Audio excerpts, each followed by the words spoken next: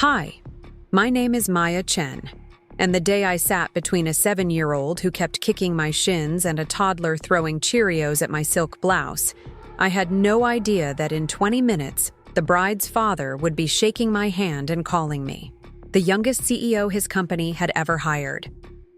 Before we jump back in, tell us where you're tuning in from.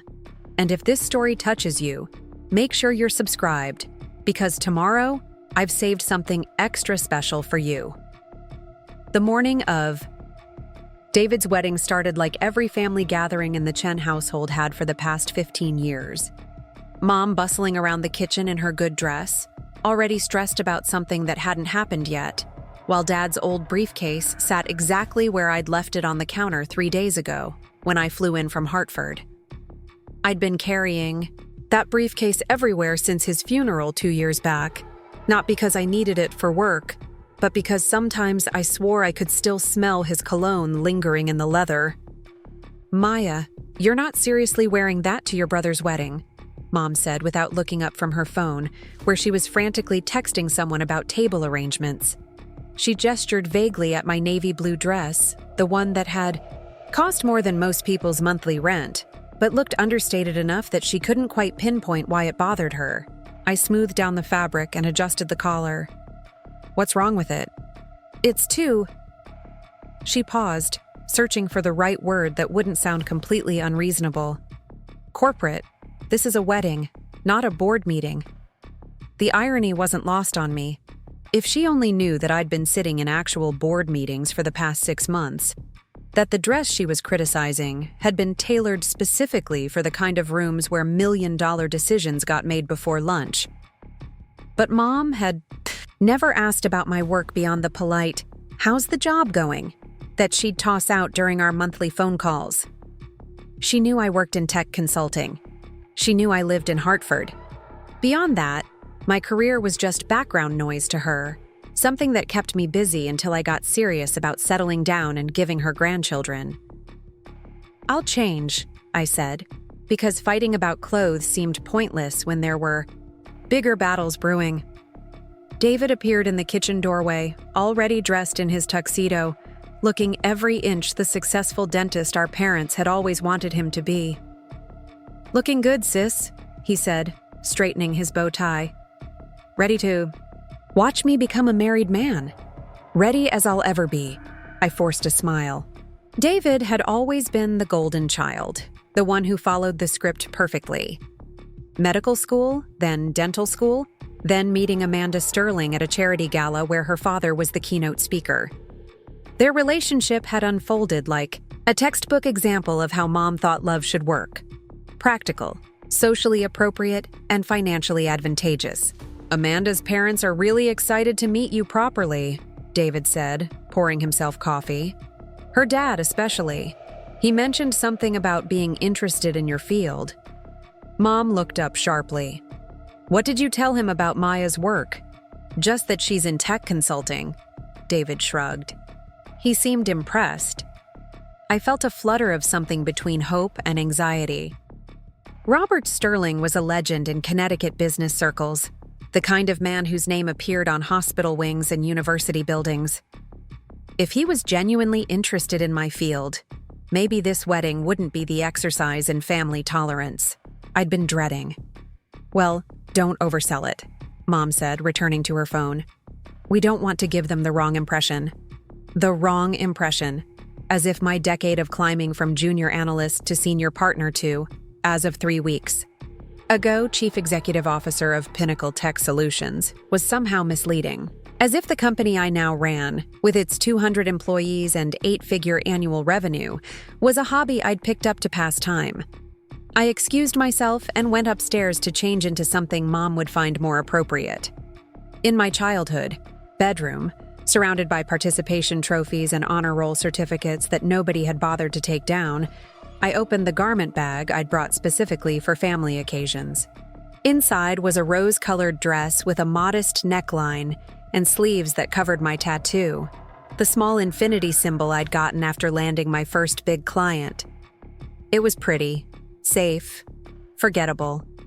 The kind of dress that wouldn't draw attention, or spark conversations about career ambitions.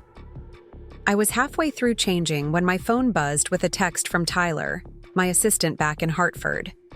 Board meeting moved to Monday 9 a.m. Sterling Industries merger docs ready for your review. Congratulations again on the biggest deal of your career. Sterling Industries. The name hit me like cold water. Robert Sterling wasn't just Amanda's father and a prominent businessman. He was the CEO of the company we'd been courting for 6 months, the deal that would triple our revenue and establish Pinnacle as a major player in the Northeast market. The deal I'd been personally negotiating.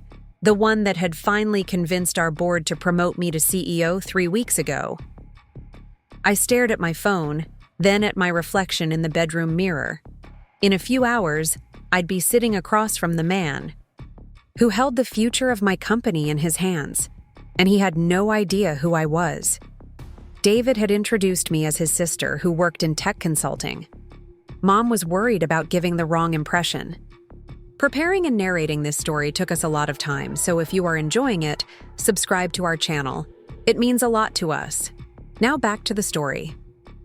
And somewhere in the chaos of wedding planning and family dynamics, the most important business relationship of my career was about to collide with the most awkward family gathering of my adult life. I finished getting dressed and went back downstairs, where Mom was now in full crisis mode because the florist had delivered white roses instead of cream ones. Maya, can you please go pick up your grandmother from Sunset Manor and make sure she's wearing the blue dress, not the green one? The green one clashes with the bridesmaids. Driving to the nursing home in my rental car, I tried to push down the familiar feeling of being treated like a teenager whose main job was running errands. Grandma Chen was waiting in the lobby wearing the green dress, naturally, with a mischievous smile that told me she'd chosen it specifically to irritate Mom. "You look beautiful, Grandma," I said, kissing her cheek. "You look tired," she replied with her characteristic bluntness. "This family wears you out, doesn't it?"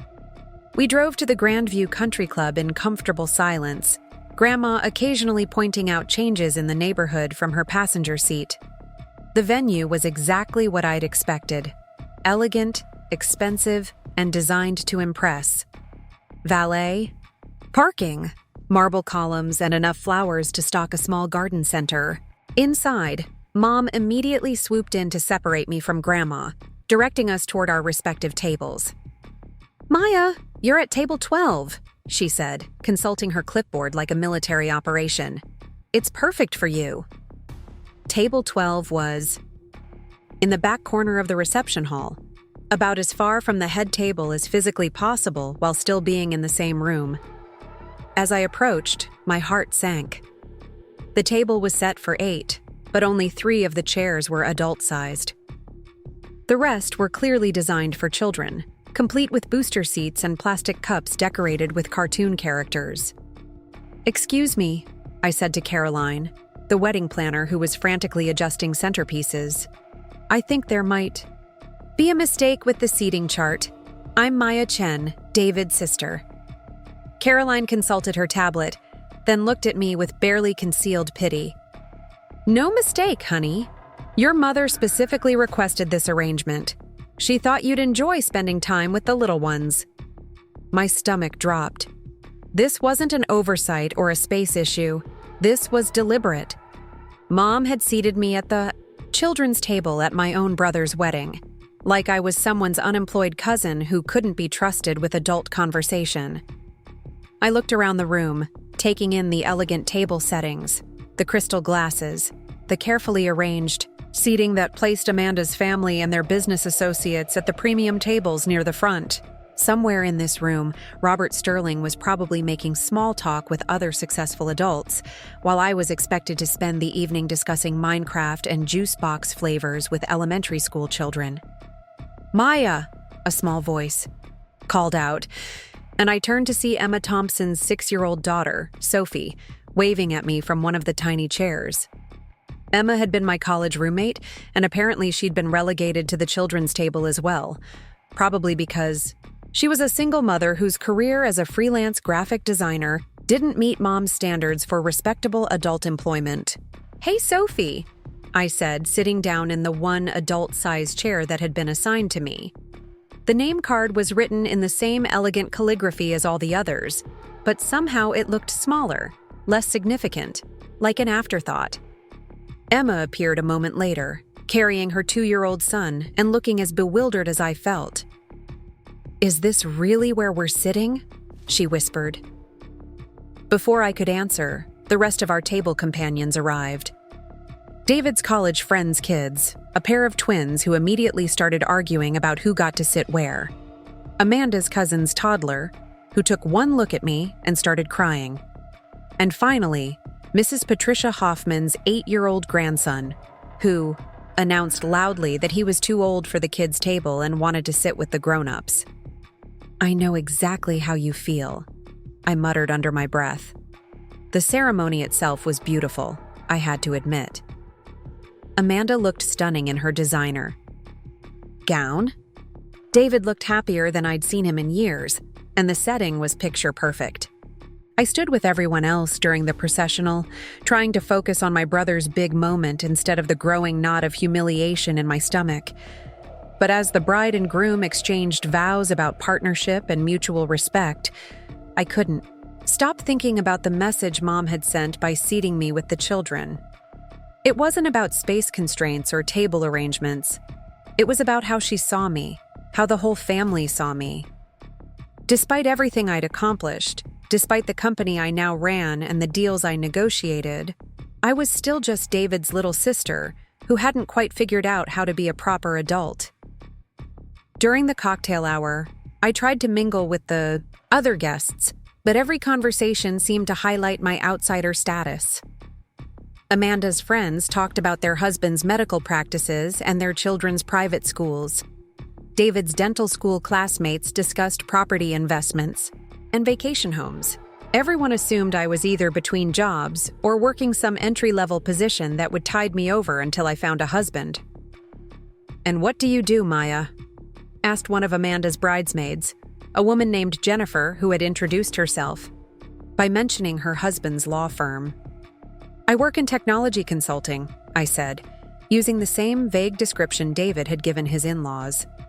"Oh, that's nice," Jennifer said with the tone people use when they're trying to be polite about something they consider beneath their notice. "Is that like working at Best Buy?" I opened my mouth to correct her, to explain that I ran a company that had just signed a partnership deal with Microsoft, but Emma appeared at my elbow with Sophie in tow.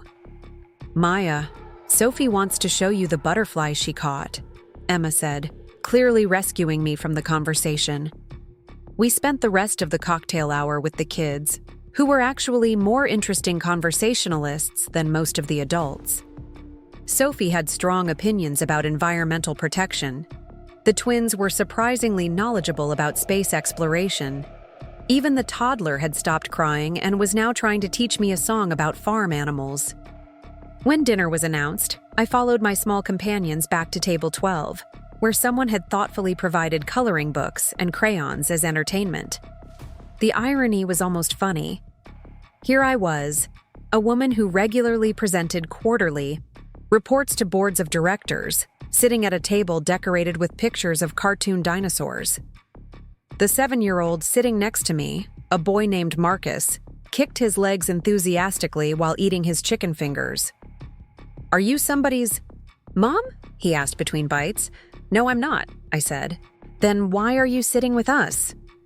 It was a fair question, and one I was asking myself. "I think there was a mix-up with the seating chart," I said. "My mom says mix-ups happen when people don't pay attention," Marcus informed me seriously. "Your mom sounds very wise." As the evening progressed, I watched the other tables from my corner position. The head table, where David and Amanda sat with their parents, seemed to be having animated conversations about business and politics. Table 3 appeared to be discussing a golf tournament. Table 7 was laughing at someone's story about a recent vacation to Europe. Meanwhile, at table 12, we were discussing whether superheroes could be real and whether chocolate or vanilla ice cream was better. Honestly, the kids were better company than most of the adults I'd encountered that evening. But the principal remained. My own mother had decided I belonged with the children rather than the grown-ups at my brother's wedding. "Ladies and gentlemen," the DJ announced, "please welcome Mr. and Mrs. David Chen for their first dance." I applauded along with everyone else, genuinely happy for my brother, despite feeling increasingly like an outsider at his celebration. The music started, something romantic and predictable, and David spun Amanda around the dance floor while everyone watched and took pictures. "Maya!" A deep voice behind me made me turn around. Robert Sterling stood beside our table, looking distinguished in his perfectly tailored tuxedo.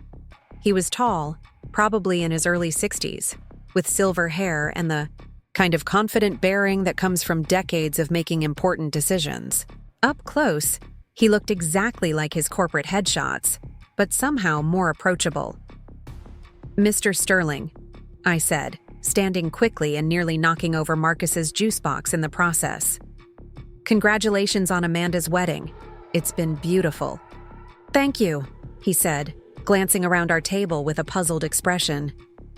"I was hoping we could chat for a few minutes. David mentioned you work in technology consulting." The kids at our table had gone quiet, staring up at this imposing figure who had appeared in their territory. Marcus stage whispered to Sophie, "Is that the bride's dad?" "I'd be happy to talk," I said, acutely aware that we were having this conversation while surrounded by coloring books and chicken finger crumbs. Robert seemed to notice our surroundings for the first time. "This is an interesting table assignment," he said with raised eyebrows. Heat flooded my cheeks. "There was a seating mix-up," I said, using the same excuse I'd given Marcus earlier. "I see." His tone suggested he didn't quite believe me, but he was too polite to push the issue. "Well, perhaps we could step outside for a moment. The music is quite loud in here." I followed him through the French doors onto the country club's terrace, grateful to escape the chaos of the reception hall. The October air was crisp, and fairy lights twinkled in the trees surrounding the outdoor space. Other guests had spilled out here too, but it was quieter, more conducive to actual conversation. "David tells me you're in consulting," Robert said, leaning against the stone balustrade. "What kind of technology do you work with?" This was it.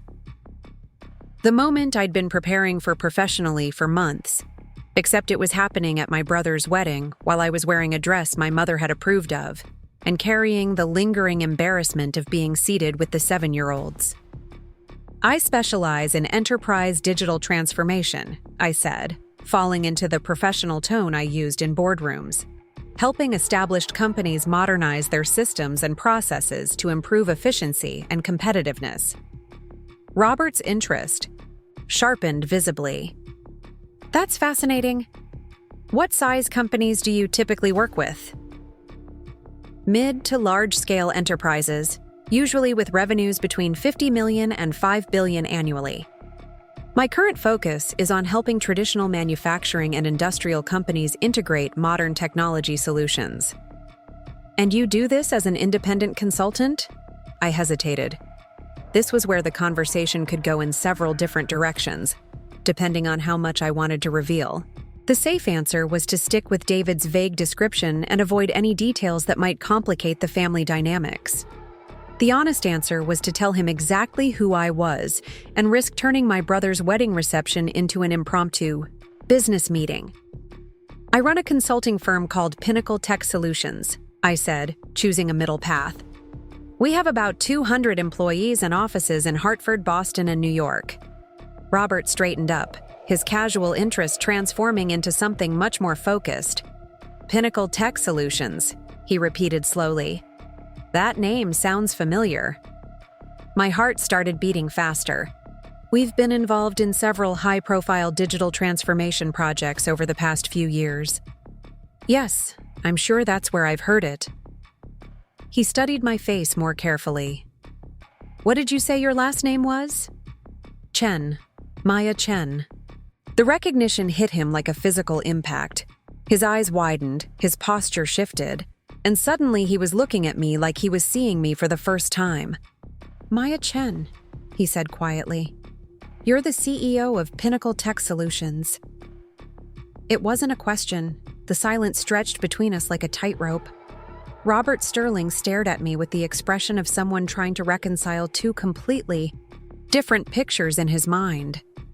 The successful CEO he'd been negotiating with for months, and David Chen's little sister who had just been sitting at the children's table with a juice box and coloring book. "You're the Maya Chen," he said finally, his voice carrying a mix of disbelief and something that might have been embarrassment, the one who's been leading the Pinnacle negotiations. I nodded, my throat suddenly dry. That would be me. He ran a hand through his silver hair, looking genuinely flustered for the first time since I'd met him. "I have to ask, and please, forgive the directness, but why exactly are you sitting with the children at your brother's wedding?" The question hung in the air like smoke. I could have deflected, made some joke about family dynamics or seating mix-ups.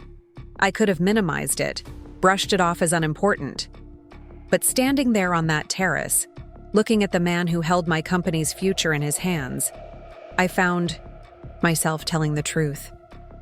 "Because my family doesn't know what I do for a living," I said. "Not really.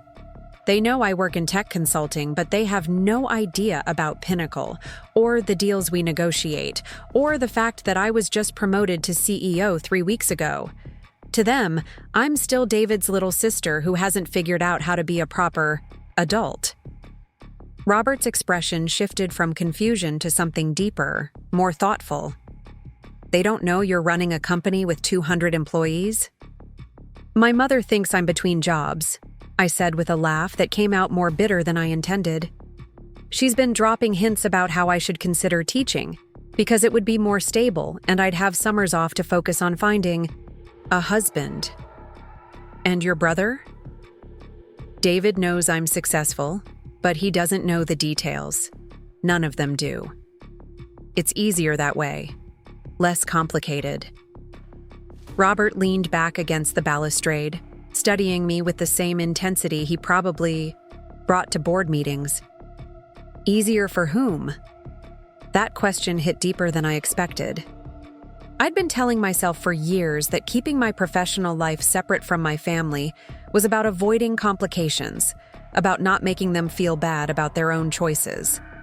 But standing there under the fairy lights, forced to articulate it to someone who lived in both worlds simultaneously, I realized how hollow that explanation sounded. "For everyone, I thought," I said.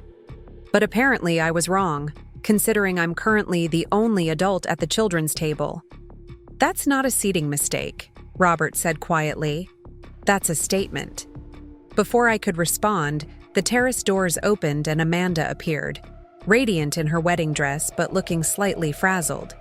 "Dad, there you are. Mom's been looking everywhere for you. They're about to do the cake cutting."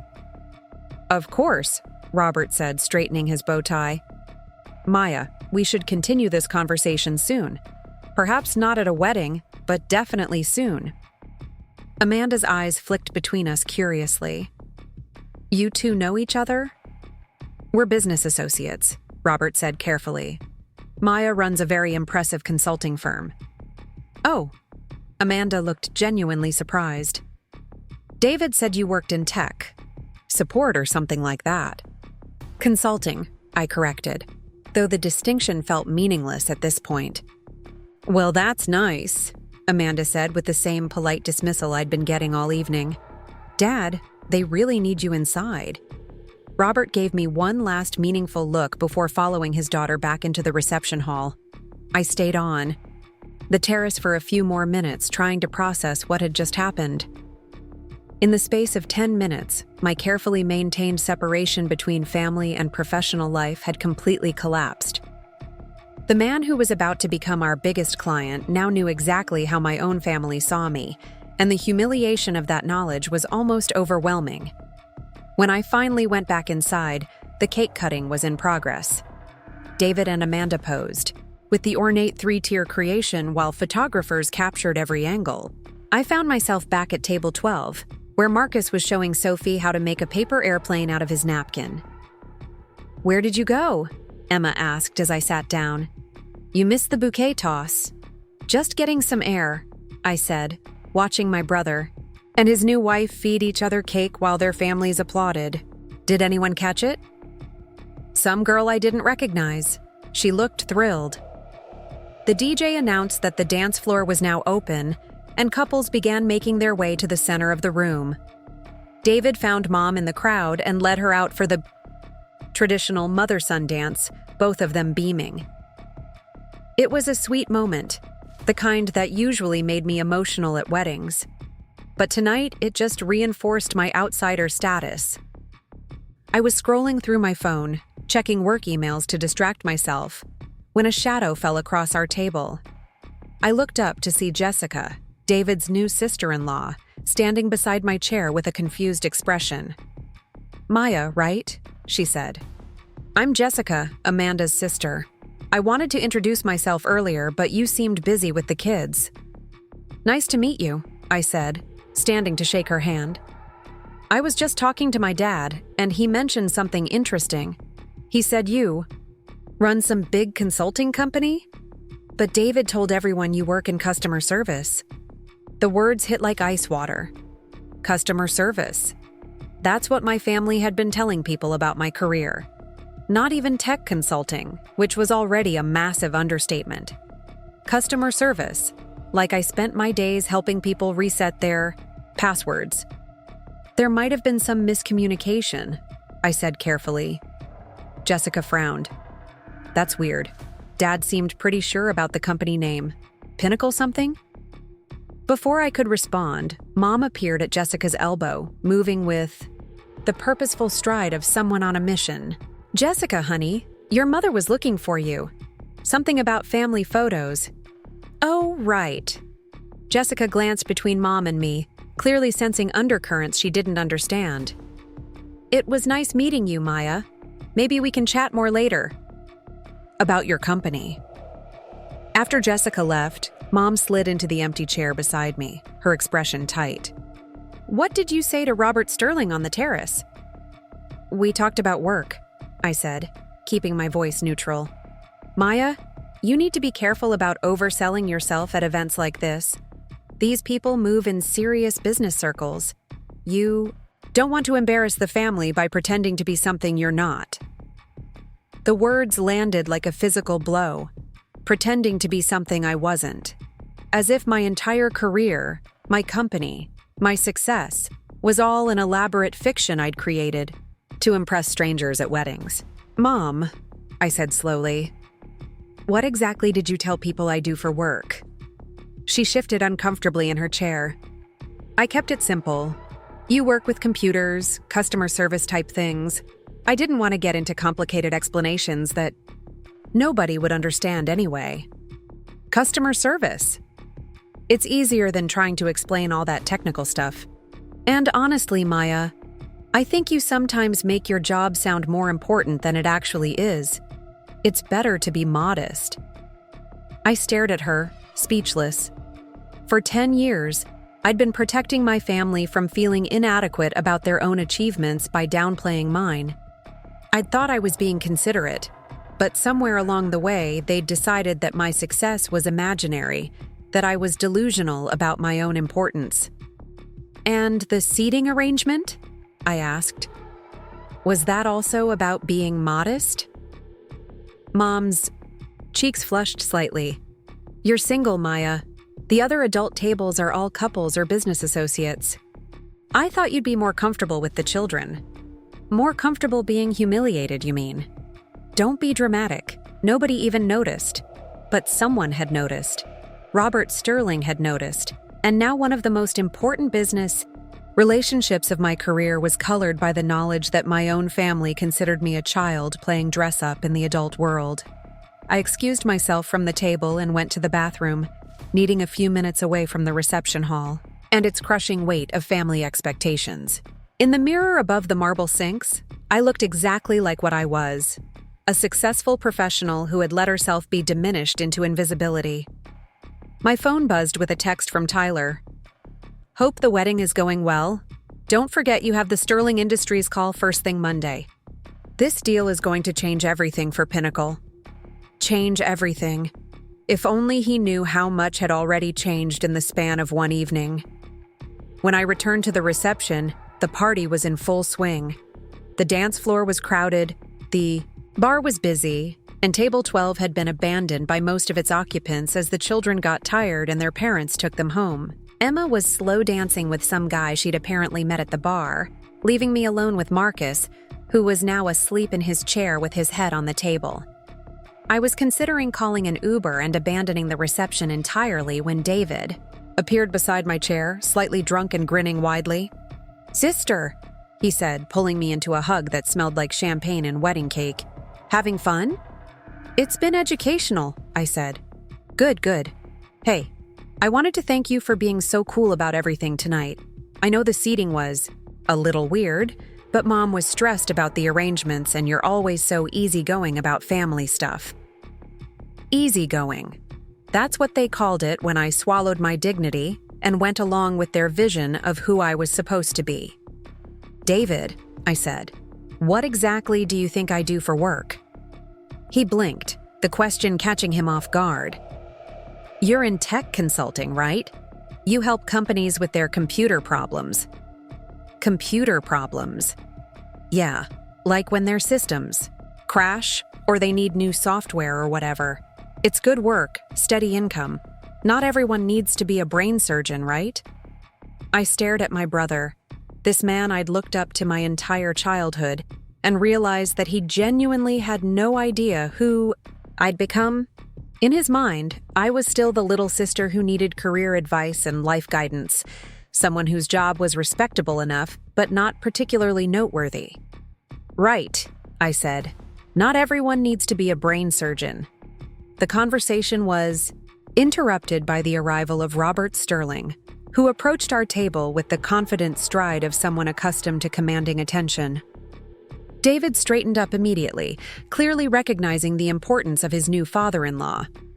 "Mr. Sterling," David said, extending his hand. "Thank you again for everything tonight. The wedding has been perfect." "Please, call me Robert," he said, shaking David's hand before turning to me. "Maya, I was hoping I could steal you away for another conversation. There are some details about our upcoming partnership that I'd like to discuss." David looked confused. "Partnership? Your sister's company is about to become one of Sterling Industries' primary technology consultants," Robert explained. "It's quite an impressive operation she's built." I watched my brother's face cycle through confusion, disbelief, and finally a dawning realization that maybe he didn't know as much about my life as he'd assumed. "Maya's company?" David said slowly. "Pinnacle Tech Solutions," Robert said. 200 employees, offices in 3 cities, and some of the most innovative approaches to enterprise digital transformation I've seen in 20 years. The words hung in the air like a revelation. David stared at me as if seeing me for the first time, while Robert continued speaking with the easy confidence of someone discussing established facts. "I have to admit, I was surprised to find Maya at the children's table tonight," Robert continued, his tone diplomatically neutral, but his meaning clear. "Though perhaps it's fitting, since she's certainly young to have achieved so much in her field." David's mouth opened and closed without sound. Around us, the reception continued its cheerful chaos, but at our little corner table, everything had shifted. The family dynamic that had been set in stone for 30 years suddenly felt fragile, questionable. "I should probably get back to Amanda," Robert said after a moment. "Maya, my assistant will call yours Monday morning to finalize the contract details. And David, congratulations again. You're lucky to have such an accomplished sister." After he left, David and I sat in silence for a long moment. The music seemed louder, the laughter more distant. Finally, David spoke. "Maya, what the hell just happened?" I looked at my brother, at this man who had never once asked me about my ambitions or dreams or goals beyond finding a husband and settling down, who had introduced me to his in-laws as someone who worked with computers, who had stood by while our mother seated me with children at his wedding. "What happened," I said quietly, "is that you found out who I really am. But you never said. You never told us about running a company. You never asked." The simple truth of that statement settled between us like a weight. For years, I'd been waiting for my family to show interest in my real life, to ask questions that went deeper than surface pleasantries. And for years, they'd been content to see me as an extension of their expectations rather than as an individual, with my own achievements. "Maya, I'm sorry," David said, and for the first time that evening, he sounded completely sober. I had no idea. "I know," I said. "That's the problem." The reception was winding down around us. The elderly guests had already left, the children were long gone, and most of the remaining crowd was clustered around the bar or on the dance floor. I gathered my purse and stood up from the table that had been my prison for the evening. "Where are you going?" David asked. "Back to my hotel," I said. "I have an early flight tomorrow." "But we haven't talked about. There's so much I need to understand." I paused, looking down at my brother. For a moment, I felt sorry for him. It couldn't be easy to discover that your entire perception of someone you'd known your whole life was fundamentally wrong. But my sympathy was tempered by the years of being invisible, of being dismissed, of being treated like someone whose life was less important because it didn't fit their narrow definition of success. "David," I said, "I've been trying to talk to this family for 10 years. Tonight, I got seated at the children's table at your wedding. I think we're past the point where conversation is going to fix this." I left him sitting there and walked across the reception hall toward the exit. As I passed other tables, I caught fragments of conversation about golf games and school fundraisers and vacation plans. Normal family wedding talk, the kind I'd been excluded from all evening. In the lobby, I handed my coat check ticket to the attendant and waited while she retrieved my jacket. Through the tall windows, I could see the lights of Hartford in the distance, the city where I'd built something real and meaningful while my family continued to see me as a child playing grown-up games. My phone buzzed with another text from Tyler. "Just saw the preliminary numbers for the Sterling deal. When this goes through, you're going to be running one of the fastest-growing consulting firms in New England. Dad would be proud. Dad would be proud." The words hit me harder than they should have, reminding me of the one family member who had always believed in my potential, who had given me that vintage briefcase when I graduated business school, telling me it had brought him luck in his own career and that he knew I'd do even better than he had.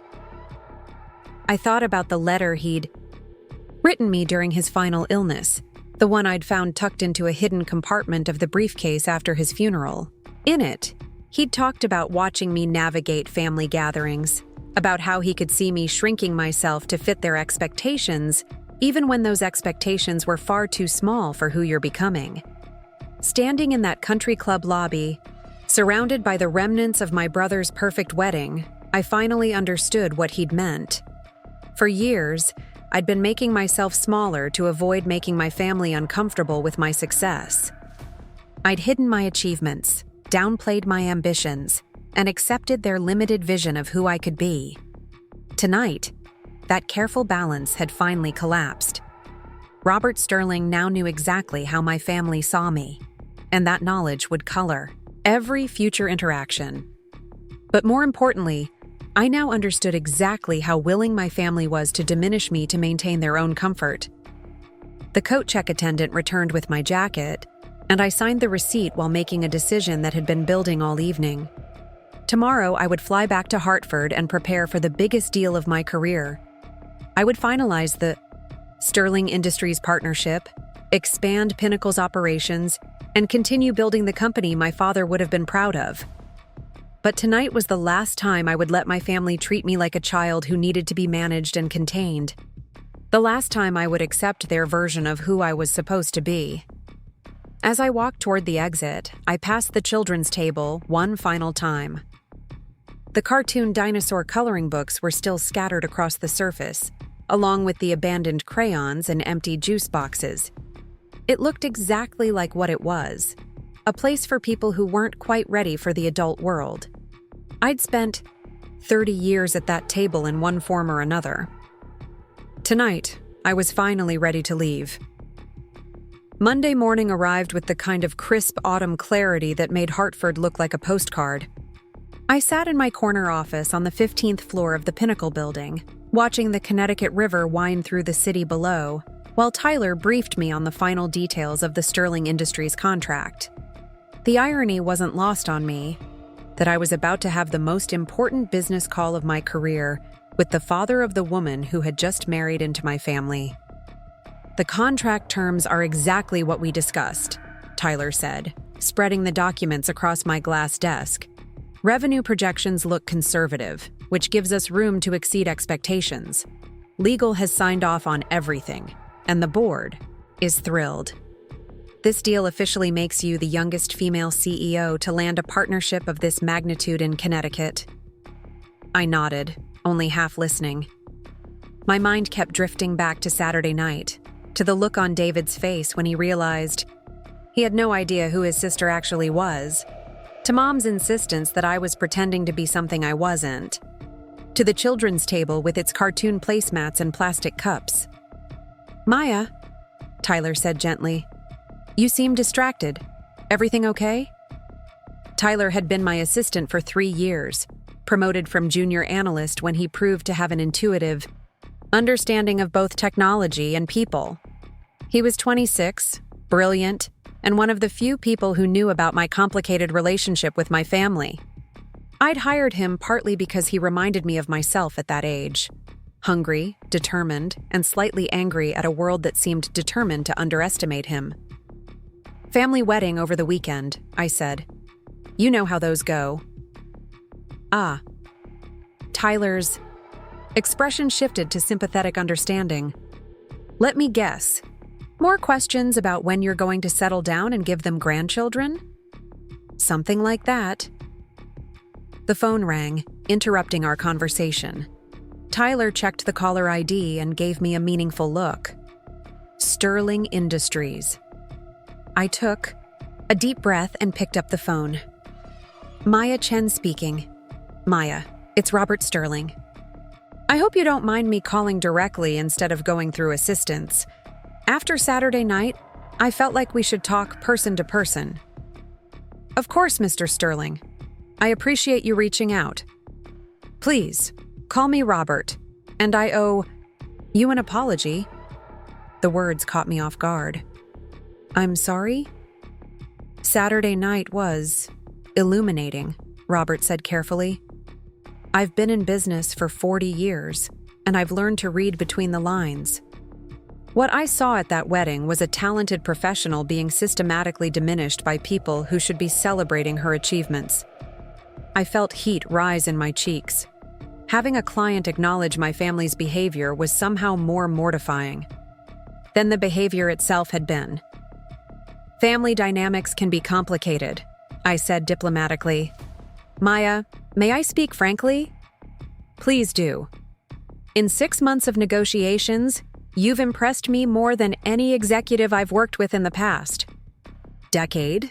Your strategic thinking is exceptional, your team is outstanding, and your vision for digital transformation aligns perfectly with where Sterling Industries needs to go. But Saturday night, I watched your own family treat you like you were unemployed." The directness of his observation was both validating and painful. "They don't really understand what I do," I said. "That's not an understanding problem," Robert said firmly. "That's a respect problem. And it concerns me because I need to know that our primary technology partner has the confidence and support structure necessary to execute at the level we're expecting." My stomach dropped. Was he reconsidering the deal because of my family situation? "Robert, I can assure you that my personal relationships won't impact my professional performance." I'm not questioning your professional capabilities, Maya. I'm questioning whether you fully recognize your own value. Because if you don't, how can I trust you to advocate effectively for your company and ours? The conversation took a turn I hadn't expected. Instead of discussing contract details and implementation timelines, I found myself in something closer to a mentoring session with one of Connecticut's most successful executives.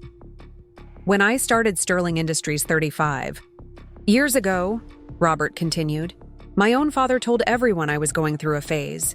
He introduced me as his son who was playing businessman until he came to his senses and joined the family law practice. It took me years to understand that their limitation wasn't about me. It was about them. How did you handle it? I stopped, trying to make them understand, and started requiring them to respect the results. Which brings me to why I'm really calling. The Sterling contract is approved and ready to sign, but I have a proposal that goes beyond what we originally discussed. Tyler looked up from his laptop, sensing the shift in the conversation's tone. I'm listening, I said. Sterling Industries is acquiring 3 smaller manufacturing companies over the next 18 months. Each one needs complete digital transformation. Instead of hiring different consulting firms for each acquisition, I want Pinnacle to handle all 3 projects. We're talking about tripling the scope of our original agreement. The numbers hit me like lightning. Triple the scope meant triple the revenue, triple the growth, triple the validation of everything I'd been building. It also meant massive expansion, new hiring, potentially opening a 4th office. That's a significant increase in responsibility, I said, trying to keep my voice steady. It is, and it requires a CEO who thinks big and isn't afraid to take up space in a room. Which brings me back to Saturday night. Maya, you are one of the most capable executives I've ever worked with. But if you're going to partner with Sterling Industries at this level, I need to know that you see yourself the way I see you. After we hung up, I sat in my office for a long time, staring at the contract documents Tyler had left on my desk. The expanded deal would make Pinnacle one of the major players in New England technology consulting. It would also make me, at 32, one of the youngest executives to run a company of that size and scope. My phone buzzed with a text from David. Can we talk? I've been thinking about Saturday night, and I realize I owe you a conversation, and probably an apology. I stared at the message for several minutes before responding. I'm in Hartford. Pretty busy week with work. I could drive up, take you to dinner. There's a lot I need to understand about your life. The offer was tempting, but something about the phrasing bothered me. He needed to understand my life, as if my achievements were puzzles he had to solve rather than realities he had to accept. David, what exactly do you want to understand? Everything. How long you've been running this company. Why you never told us. What it means for the family. What it means for the family. There it was again, the assumption that my success existed primarily in relation to them, that my career was something that happened to the Chen family rather than something I had built for myself. I was formulating a response when Tyler knocked on my office door. Maya, there's someone here to see you. Says she's your mother. My heart sank. Mom stood in the reception area wearing her best coat and the expression she usually reserved for parent-teacher conferences and medical appointments. She looked around the Pinnacle offices with obvious surprise, taking in the modern furniture, the wall of awards, the bustle of employees moving between conference rooms. Maya, we need to talk, she said without preamble. I led her back to my office, acutely aware of how the space must look to her. Floor-to-ceiling windows, mahogany desk, framed photos with governors and business leaders. Evidence of a life she had never bothered to ask about. This is quite an office, she said, settling into one of the leather chairs across from my desk. Thank you. How long have you had it? About 2 years, since I made partner. Partner. She repeated the word like it was foreign. And now you're the CEO? As of 3 weeks ago, yes. Mom folded her hands in her lap, a gesture I recognized from childhood conversations about disappointing report cards or missed curfews. Maya, I came here because I'm concerned about what happened at the wedding. You're concerned about what happened to me at the wedding, or about what other people think happened? Don't be dramatic. I'm concerned about you, about this. A situation. Which situation would that be? This whole thing with Robert Sterling. Amanda called me yesterday, very upset. Apparently her father thinks there was some kind of misunderstanding about your job. I leaned back in my chair, finally understanding why she had driven 2 hours to Hartford. This wasn't about my feelings or our relationship. This was about damage control. There was no misunderstanding about my job, Mom. There was a misunderstanding about your perception of my job. Maya, you have to understand how this looks. I told people you work in customer service, and now Amanda's father is saying you run some big company. It makes me look like I don't know my own daughter. The complaint was so perfectly Mom that I almost laughed. Not that she had diminished my achievements or embarrassed me in front of a crucial business contact, that she looked bad for not knowing what I did for a living. You don't know your own daughter, I said quietly. That's not fair. You never told us about any of this. You never asked. Asked what? Anything.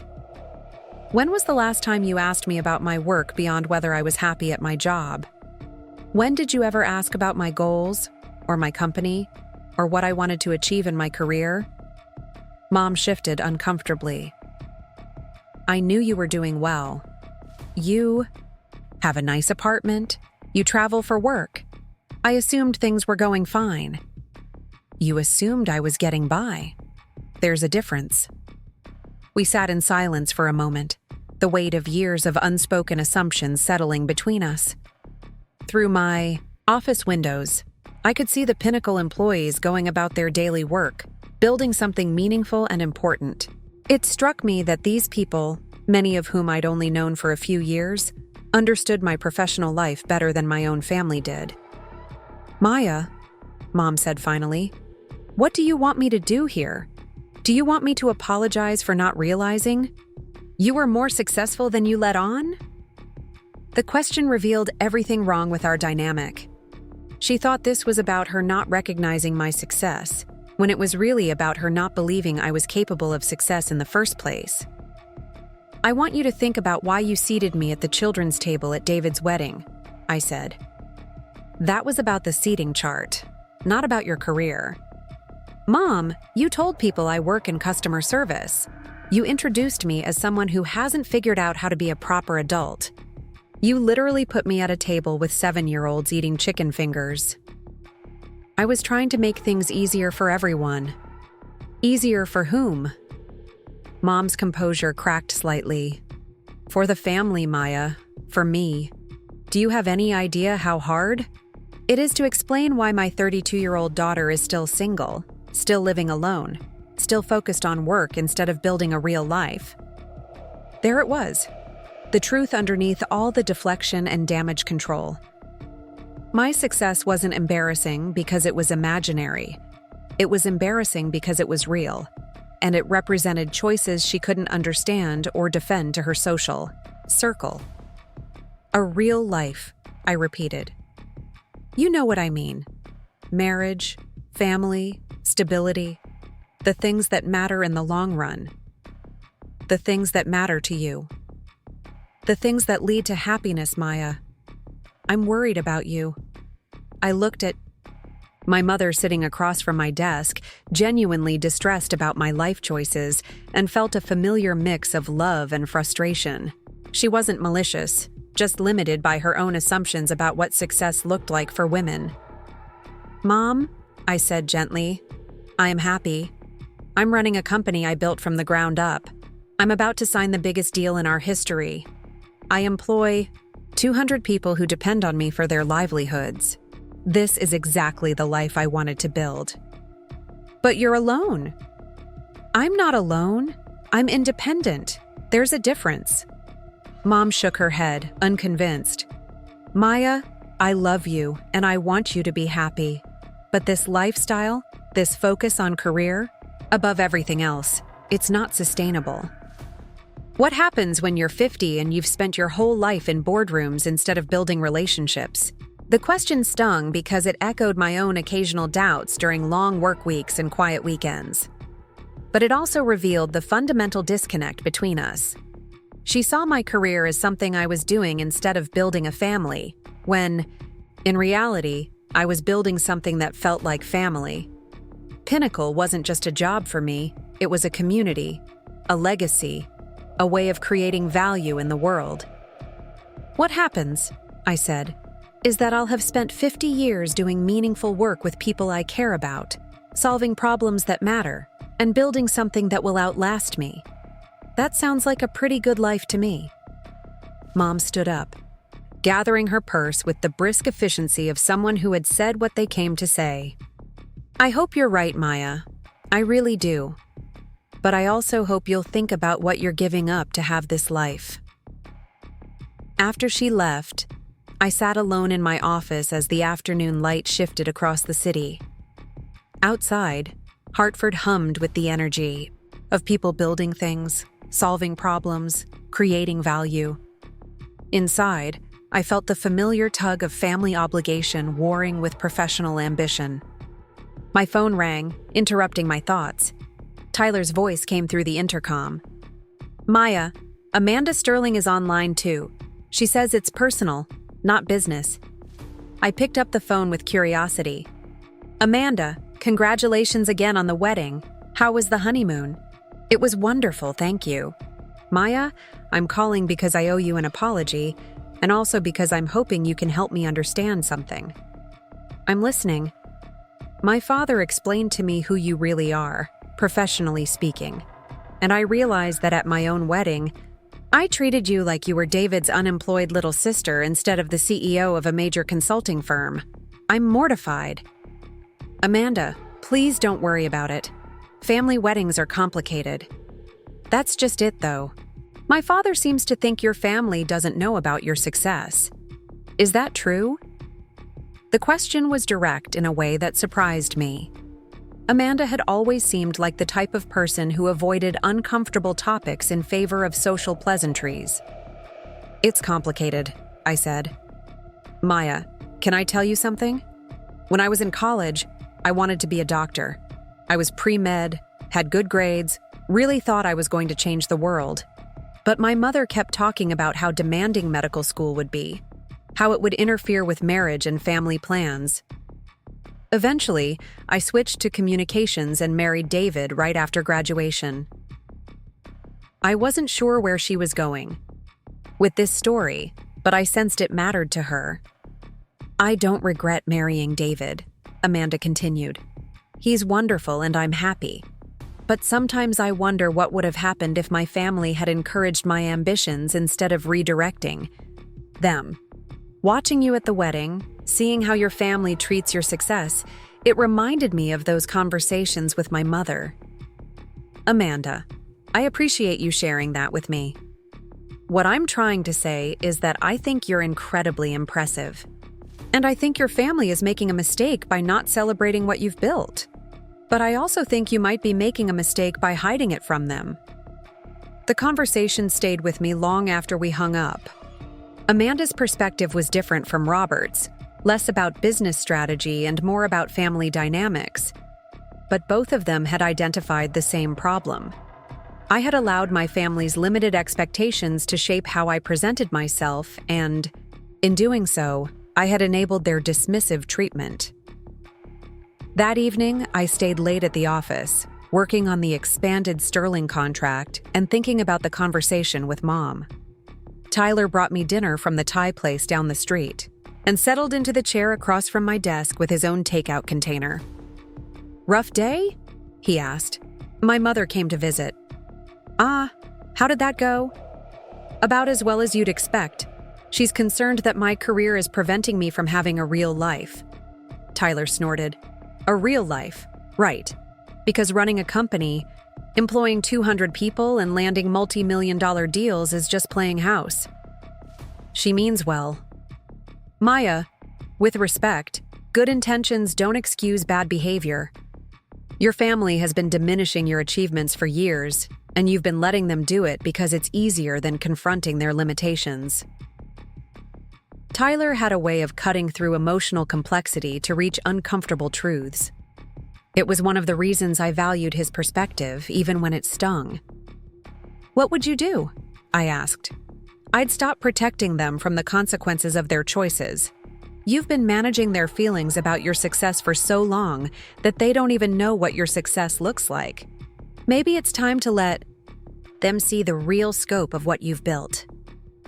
And if they can't handle it, then that's their problem, not yours. Maya, you're about to become one of the most successful executives in New England. You can't keep shrinking yourself to fit into their idea of who you should be." We worked in comfortable silence for another hour, finalizing contract details and reviewing expansion plans. As I walked Tyler to the elevator, he paused and turned back to me. "You know what Saturday night really was?" he said. "It was a preview of what happens when you let other people define your worth. Robert Sterling saw exactly how your family values you, and it almost cost you the biggest deal of your career." After Tyler left, I returned to my office and pulled out my father's briefcase from the cabinet where I kept it. The leather was worn smooth from years of use, and the brass clasps still clicked with the satisfying weight of quality craftsmanship. Inside, tucked into the hidden compartment I'd discovered after his death, was the letter he'd written during his final illness. I unfolded the pages and read his words again. Words about watching me navigate family expectations and seeing me shrink myself to avoid making others uncomfortable. He'd understood even then that I was capable of more than our family could envision, but he'd also seen that I was complicit in my own diminishment, that I chose invisibility over confrontation. The letter ended with a challenge that felt more relevant tonight than ever before. "Maya, you have the intelligence and drive to build something extraordinary, but you also have the sensitivity to let other people's limitations become your ceiling. Don't let their small dreams define your big life." I folded the letter carefully and returned it to the briefcase, then pulled out my laptop and began typing an email to David. It was time to stop managing my family's feelings about my success and start requiring them to respect the reality of what I had built. The email was simple and direct. "David, I've been thinking about our conversation at the wedding. You said you wanted to understand my life. If you're serious about that, I'd like to invite you to Hartford for a day. Come see what Pinnacle actually is, meet my team, understand what I do every day. Then we can have a real conversation about who I am and what matters to me." I hit send before I could second-guess myself, then gathered my things and headed home. Tomorrow would bring new challenges, new opportunities to prove that Tyler and Robert and Amanda were right about one fundamental thing. I had spent too many years hiding my light to protect other people's feelings. It was time to stop apologizing for being exactly who I was meant to be. David's response came at 6 in the morning, a time when he was usually getting ready for his first dental appointments of the day. "I'll be there Friday. Thank you for the invitation. I think this conversation is long overdue." The message was formal, careful, nothing like his usual casual texts filled with emojis and family gossip. It told me he understood this wasn't going to be a simple sibling catch-up over lunch. This was going to be a reckoning. I spent the week preparing for his visit with the same meticulous attention I brought to major client presentations.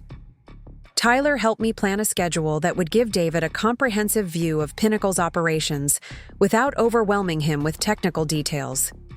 We arranged meetings with department heads, a tour of our development labs, and time with some of our longest tenured clients who could speak to the company's growth and impact.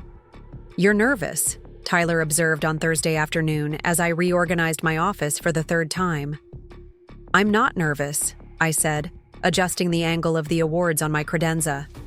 "I'm thorough." "Maya, you've rearranged that bookshelf 4 times today. You're nervous about showing your brother your real life." He was right, though I didn't want to admit it. For years, I'd kept my professional achievements separate from my family relationships, partly to avoid their discomfort and partly to avoid my own vulnerability.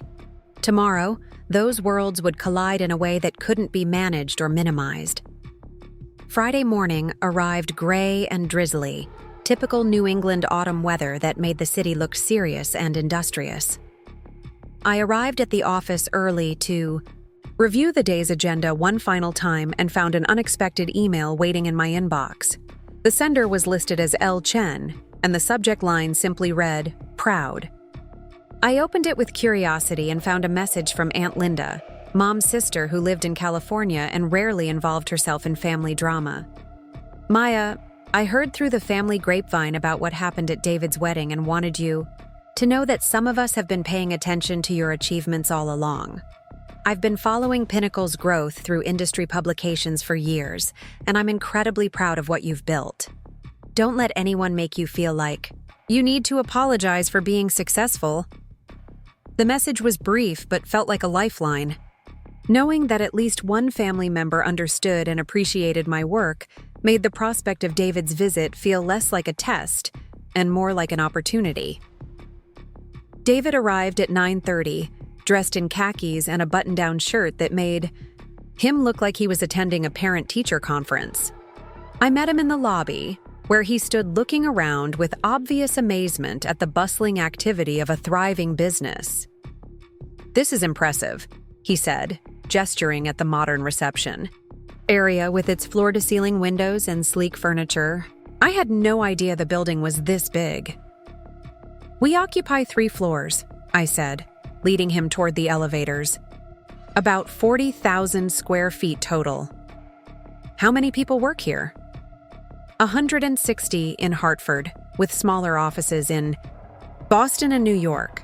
We're adding a 4th location in Burlington next year. I watched David process this information, his expression shifting between surprise and something that might have been embarrassment.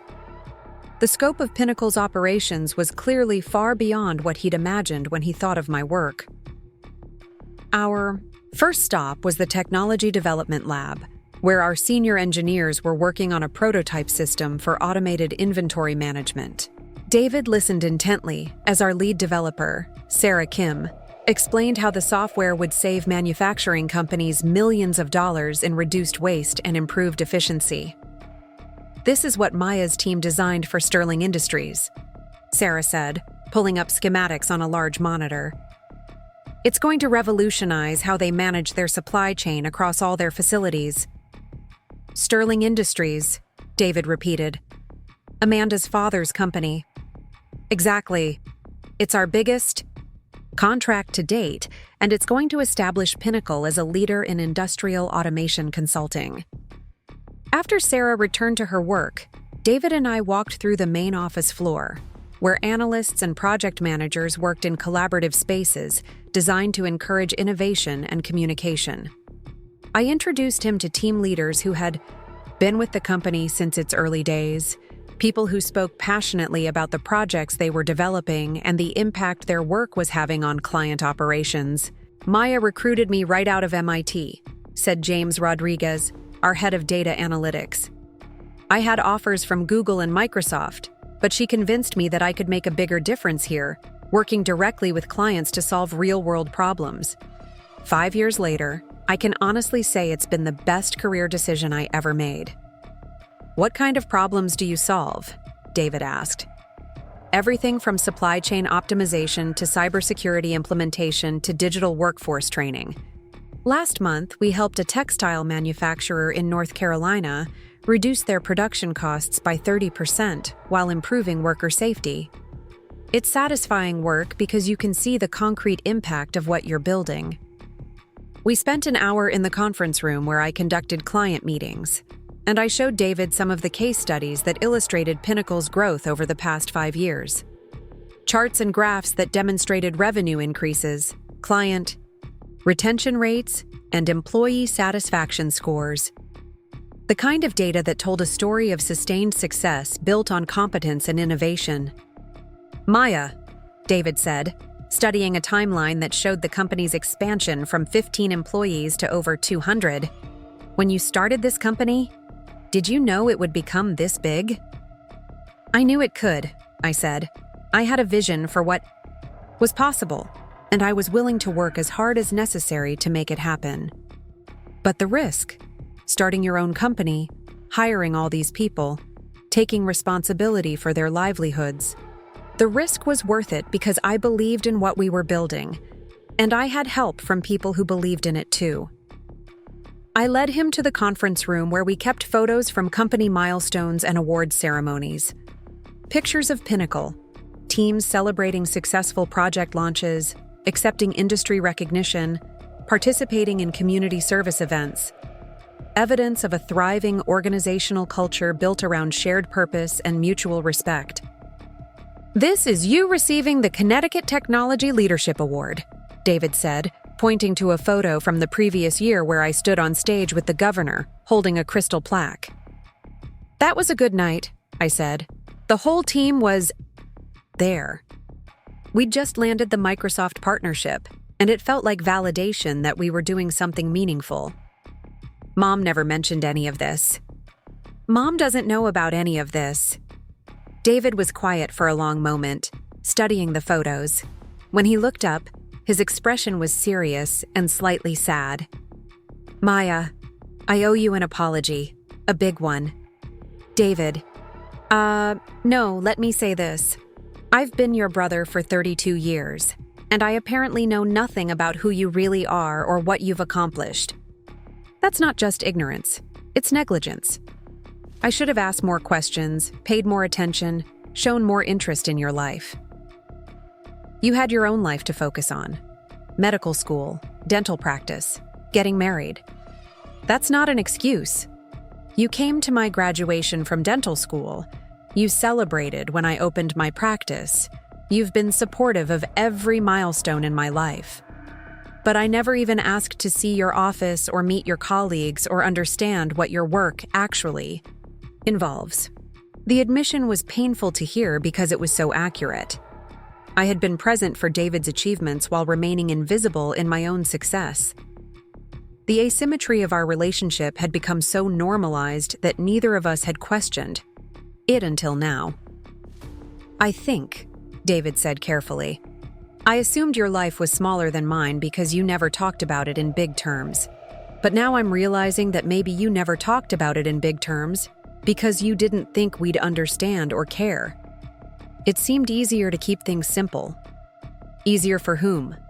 The question echoed Robert Sterling's words from earlier in the week, and I realized how many people in my life had identified the same pattern. I had been protecting my family from the discomfort of my success by making myself smaller, but in doing so, I had enabled their dismissive treatment and robbed them of the opportunity to see who I really was. We had lunch at the executive dining room on the 15th floor, where floor-to-ceiling windows provided panoramic views of the Connecticut River Valley. David seemed overwhelmed by the elegance of the space and the deference with which the staff treated me.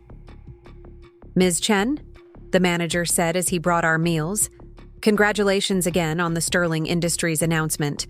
The whole Hartford business community is talking about what a coup that deal represents." After he left, David looked at me with something approaching awe. "Maya, you're famous. In the business world, you're actually famous." "Not famous," I corrected. "Respected. There's a difference. But people know who you are. They recognize your name. They talk about your company's achievements. In certain circles, yes. And our family has no idea." We ate in comfortable silence for a while, watching the city bustle below us. Finally, David spoke again. "I keep thinking about Saturday night, about the children's table. Maya, I'm so sorry we put you through that. If I had known..." "If you had known, would it have mattered? Or would you have just made different excuses for treating me like a child?" The question was harsher than I intended, but it reflected frustration that had been building for years. David flinched slightly, but he didn't deflect or make excuses. "I think," he said slowly, "I would have recognized that you deserved better. But you're right to call out the bigger problem. We've been treating you like someone who hasn't figured out how to be an adult, when the reality is that you've figured out how to be an adult better than any of us. David, I don't need you to think I'm better than you. I just need you to see me as I actually am. Which is your sister who happens to run a successful company, not your little sister who's still trying to find her way in the world. After lunch, we visited with Margaret Williams, Pinnacle's longest-standing client and the CEO of a manufacturing company that employed over 1,000 people in rural Connecticut. Margaret had been one of my first major accounts when I was still working as an independent consultant, and she had grown the business relationship as Pinnacle expanded. Maya saved our company, Margaret told David without preamble. When we hired her 8 years ago, we were hemorrhaging money because our production systems were decades out of date. Her team designed and implemented a complete digital overhaul that increased our efficiency by 40% and saved us millions of dollars. But more than that, Margaret continued, she helped us retrain our workforce so that nobody lost their jobs during the transition. A lot of consultants would have recommended layoffs to maximize savings, but Maya found ways to make everyone more valuable instead of making people redundant. That's impressive, David said, looking at me with new respect. It's also expensive. And time-consuming, Margaret added. But Maya convinced us that investing in people was as important as investing in technology. She was right. Our employee retention is the highest in our industry, and our productivity keeps improving because people feel secure and valued. As we drove back to Pinnacle, David was unusually quiet. When we stopped at a red light, he turned to me with a troubled expression. Maya, can I ask you something personal? Sure. Are you happy? I mean, really happy with this life you've built? The question caught me off guard. What do you mean?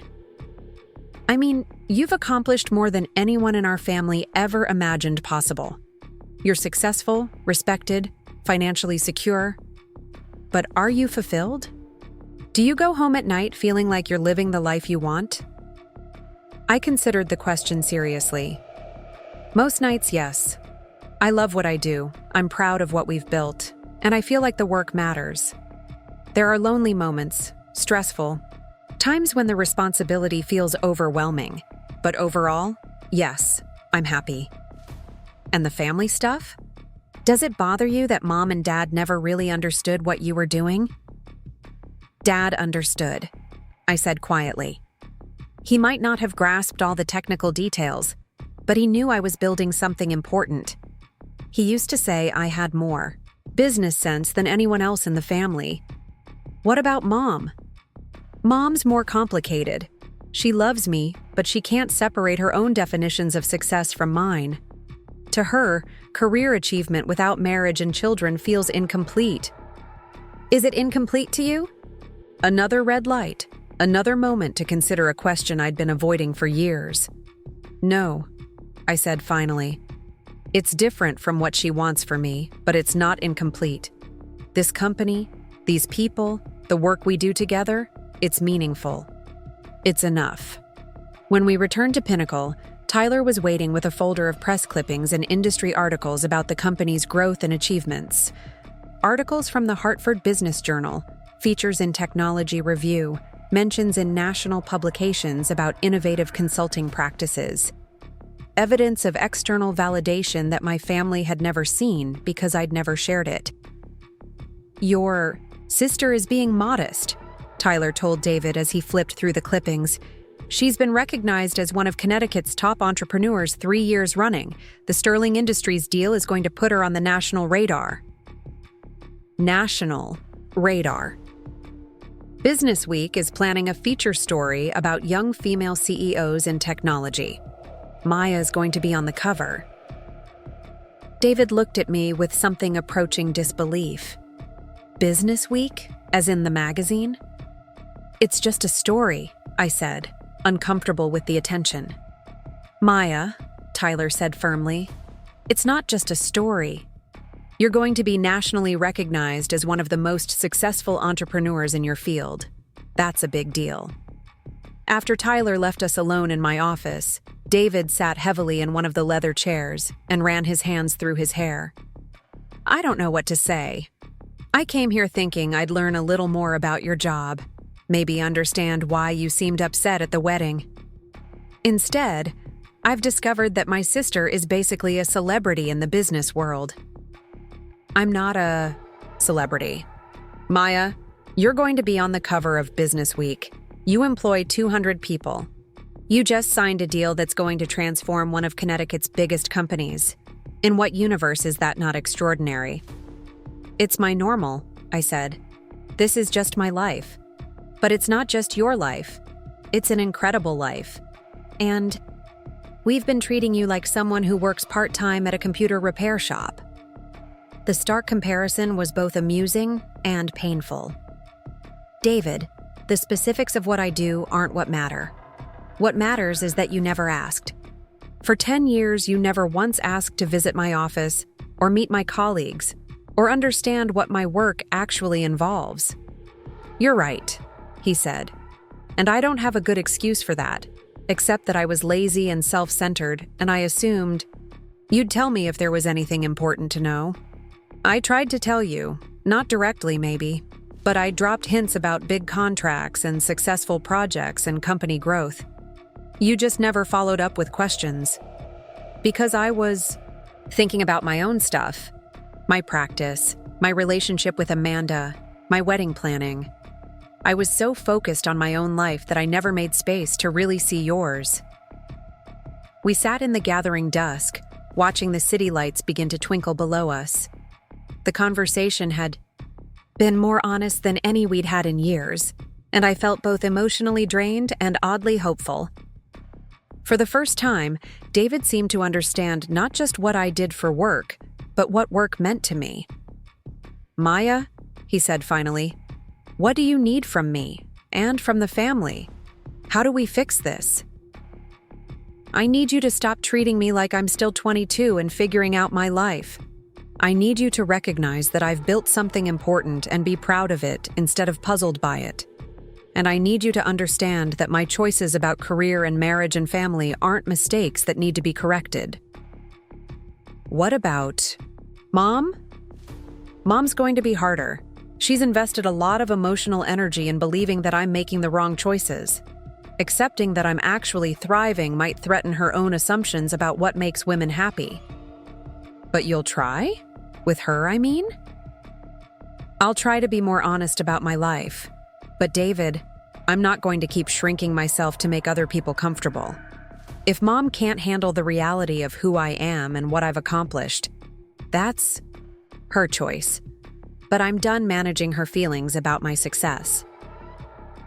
As we prepared to leave, David paused at the wall of awards and recognition photos one more time. Maya, I want you to know that I'm proud of you, not just because of all this.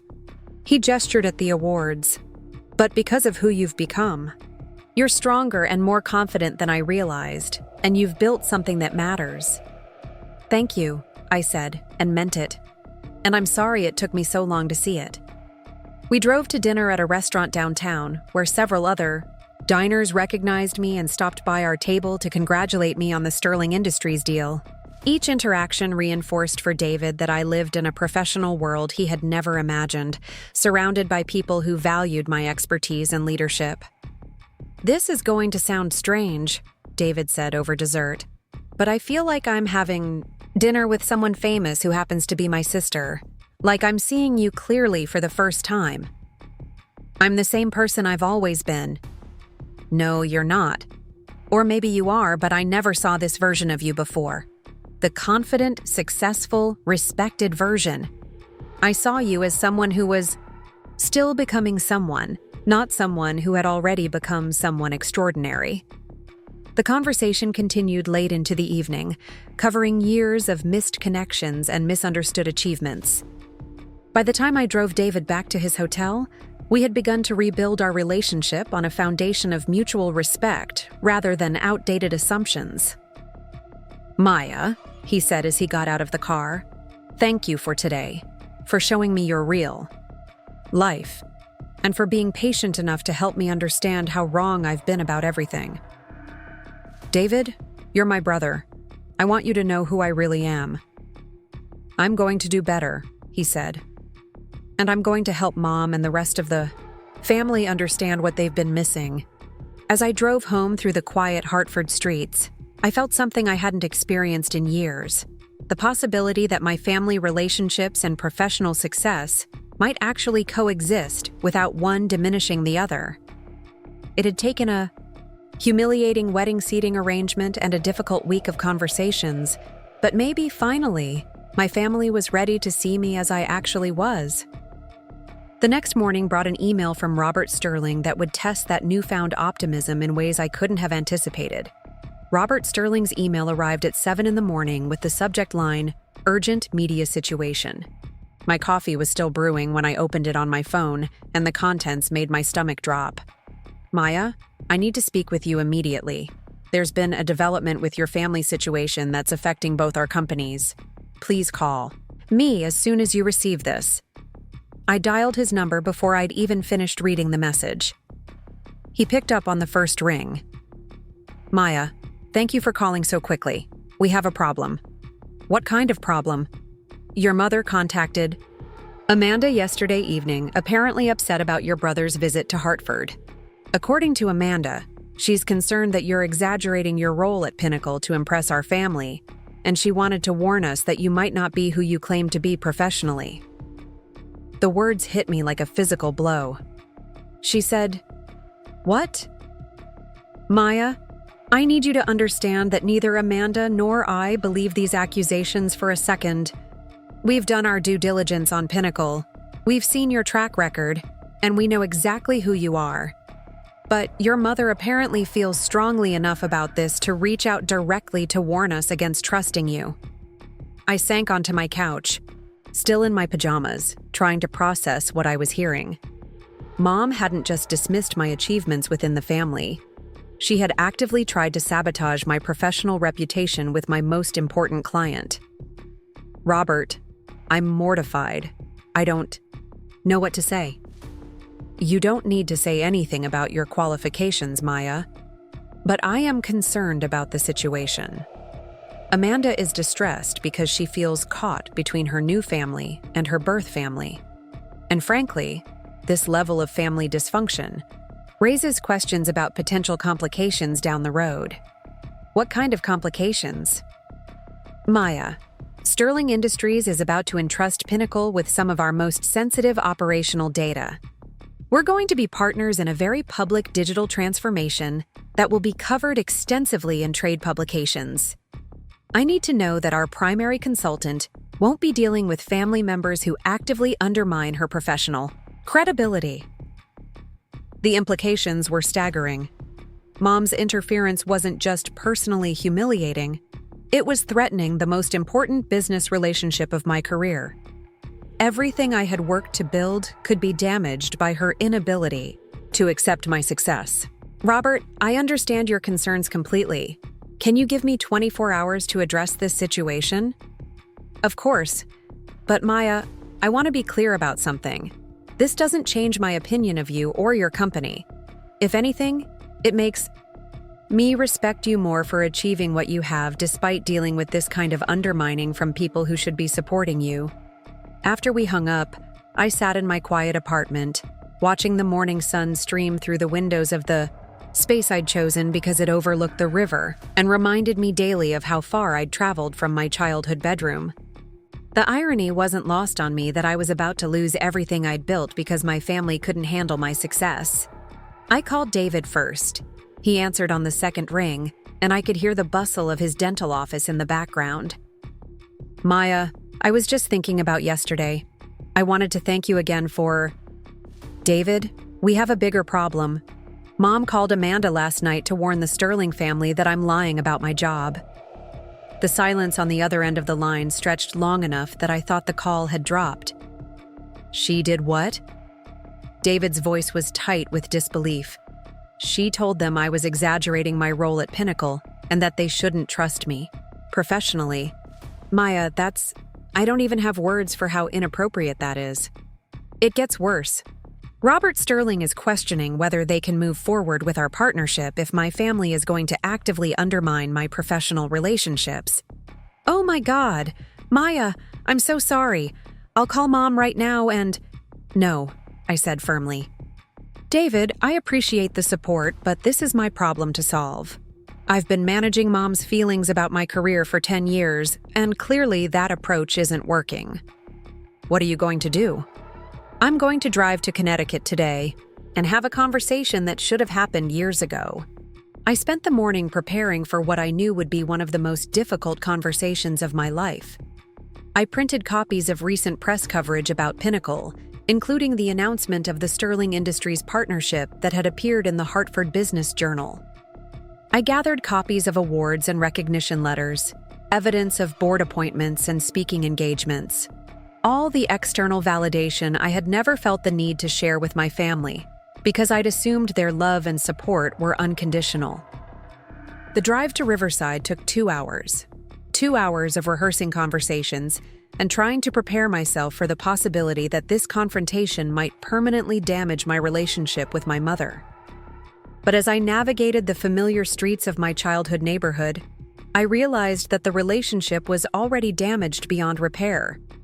The only question was whether it could be rebuilt on a foundation of honesty instead of management. Mom was in the garden when I pulled into the driveway, wearing her gardening gloves and the determined expression she usually reserved for particularly stubborn weeds. She looked up when she heard my car door slam, and her face immediately shifted to the wary expression of someone who knew they were about to be confronted. Maya, I wasn't expecting you. We need to talk, Mom. Inside. She followed me into the kitchen, removing her gloves with deliberate slowness.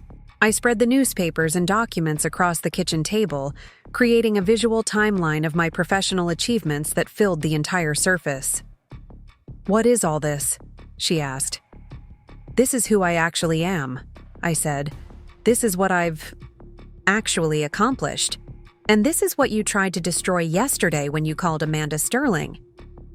Mom's face flushed, but she didn't deny the accusation. Maya, I was protecting them, and protecting you. This whole situation has gotten completely out of hand. What situation exactly? This fantasy you've created about being some big, important businesswoman. Maya, I know you want to impress people, but lying about your job to Amanda's family is embarrassing for everyone. I picked up the Business Week article about emerging female entrepreneurs and placed it directly in front of her. Mom, this is not a fantasy. This is a feature story about my company in a national magazine. Read it. She glanced at the article but pushed it away without reading it. Anyone can get their name in a magazine these days. That doesn't mean… Read it, I said firmly. Read the whole thing, out loud. Mom looked at me with surprise. I had never used that tone with her before, never demanded rather than requested. But I was done with gentle approaches and careful management of her feelings. She picked up the magazine reluctantly and began reading in a voice that grew quieter with each paragraph. The article detailed Pinnacle's growth from startup to major, regional player, quoted industry leaders praising my strategic vision, and included financial projections that made it clear this was a substantial business operation. When she finished, she set the magazine down with trembling hands. Maya, I don't understand. When did all this happen? Over the past 10 years, Mom, while you were telling people I work in customer service. I picked up another document, a letter from the governor's office congratulating me on receiving the Connecticut Entrepreneur of the Year award. Read this one, too. Then a newspaper clipping about Pinnacle being named one of the fastest-growing companies in New England. Then a speaking program from a technology conference where I had been the keynote presenter. Then a photo from a charity gala where I was presented a Community Leadership Award. With each document, Mom's expression shifted from skepticism to confusion to something that looked like fear. Not fear of me, but fear of what these achievements meant about her own perceptions and assumptions. Maya, she said finally, her voice barely above a whisper, Why didn't you tell me about any of this? I tried to, Mom. For years, I tried to share my successes with you. But every time I mentioned a big contract or a company milestone, you'd change the subject or ask when I was going to find a nice man and settle down. You made it clear that my career was less important than my romantic life. But this is so much bigger than I thought. Yes, it is. And yesterday you called Amanda Sterling to warn her that I was lying about all of it. You tried to sabotage the most important business relationship of my career because you couldn't accept that I might actually be successful. Mom covered her face with her hands, and for the first time in the conversation, she looked genuinely ashamed. Maya, I thought I was protecting you from embarrassing yourself. I thought you were exaggerating to impress David's new in-laws. Why would you think that? Because you never talk about work like it's important. You never act like you're successful. When you come to family gatherings, you're just Maya, David's little sister. You don't act like someone who runs a big company. The accusation stung because it contained a grain of truth. I had spent years downplaying my achievements to avoid making my family uncomfortable, and in doing so, I had created space for them to dismiss those achievements entirely. Mom, I didn't act successful around you because every time I tried to share good news about work, you'd respond with concern about my personal life. You made it clear that my professional accomplishments didn't matter to you unless they came with a husband and children. That's not true. It is true. Last month, when I called to tell you about the Sterling Industries contract, the biggest deal in Pinnacle's history, what did you say? Mom was quiet, clearly trying to remember the conversation. You said, "That's nice, honey, but when are you going to focus on finding someone special?" You dismissed a multi-million-dollar business deal because it didn't involve wedding planning. Maya, I want you to be happy. I am happy, Mom. I love my work, I'm proud of what I've built, and I'm fulfilled by the challenges and responsibilities of running a company.